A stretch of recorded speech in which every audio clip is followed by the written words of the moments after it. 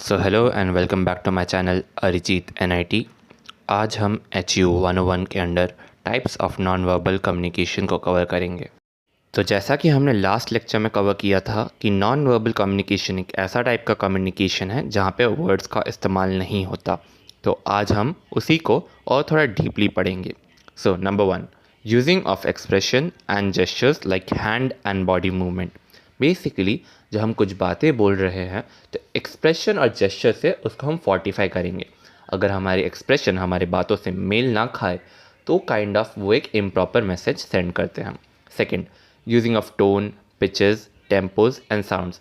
जैसे कि जब हम कोई सार्केस्टिक कमेंट मारते हैं तो हमारा जो वॉइस का टोन होता है वो चेंज हो जाता है।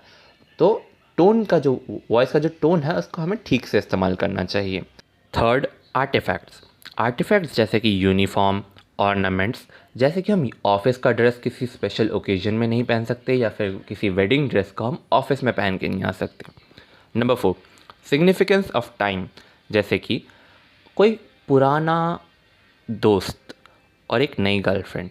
एक ऐसा पुराना दोस्त जिससे तुम्हारी बातें बिल्कुल नहीं होती, बातें छूट चुकी है, कॉन्टैक्ट छूट चुका है, तो तुम किसको ज़्यादा प्रायोरिटी दोगे, अपनी नई गर्लफ्रेंड को या अपने नए बॉयफ्रेंड को, right. Fifth, significance of distance like formal distance, mass distance, friendly distance, personal distance और पर्सनल स्पेस, इंटीमेट डिस्टेंस और इंटीमेट स्पेस। जो प्रॉक्सिमिटी का जो खेल है, बेसिकली डिस्टेंसेस का जो खेल है, वो कम्युनिकेशन में बहुत ज़्यादा मैटर करता है। मतलब एक मास डिस्टेंस, जब हम स्टेज में खड़े होकर कुछ बोल रहे हैं, that is a mass communication. एक वन ऑन वन में जो डिस्टेंस रहता है, पर्सनल डिस्टेंस, पर्सनल स्पेस और फ्रेंडली डिस्टेंस और फ्रेंडली स्पेस, वो भी मैटर करता है। Sixth, sense of touch like handshake, PAT, side hugs etcetera. Basically जो सेंस ऑफ टच है वो काफ़ी ज़्यादा इम्पॉर्टेंट होता है, क्योंकि वो जो रिसीवर है उसको हम कंफर्टेबल फील कराने में बहुत इस्तेमाल कर सकते हैं। बट एक बात ध्यान रखना कि भले ही ये कंफर्टेबल फील करे, but over usages of sense of touch can cause the receiver to feel uncomfortable.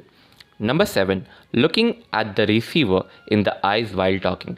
Basically जब हम किसी से बात कर रहे हैं तो हमें उनकी आंखों में देखना चाहिए, और आंखों में नहीं देख सकते तो एटलीस्ट एक स्पेशल गैप होता है ये फोरहेड से लेकर नोज़ के टिप तक, उसी अराउंड देखना चाहिए और कहीं नहीं देखना चाहिए। या तो उन्हें वो अनकंफर्टेबल फील करा सकता है या फिर ऐसा फील करा सकता है कि लाइक आप उनकी बातों में इंटरेस्टेड नहीं हैं।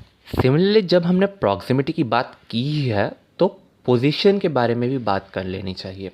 बेसिकली आप जब किसी ऑफिस में जाएंगे तो आप जाके सबसे पहले क्या देखेंगे, कुछ इंटर्न्स का एक कंबाइंड डेस्क है, वो लोग काम कर रहे हैं, उनसे ज़्यादा सीनियर है, उनका खुद का एक छोटा छोटा बॉक्स टाइप का होता है ना, लाइक जिधर खुद का कंप्यूटर होता है और थोड़ा सा चारों ओर से घेरा होता है, और फिर बॉस का जो AC कैबिनेट होता है। तो अगर कोई एक ऐसा बंदा जिसको इन सब के बारे में नहीं पता, तो वो जब पहली बार उस रूम में एंटर करेगा तो वो ईज़िली बता सकता है कि हाँ, वो जो AC कैबिनेट में बैठा है वो बॉस है सबसे ऊपर।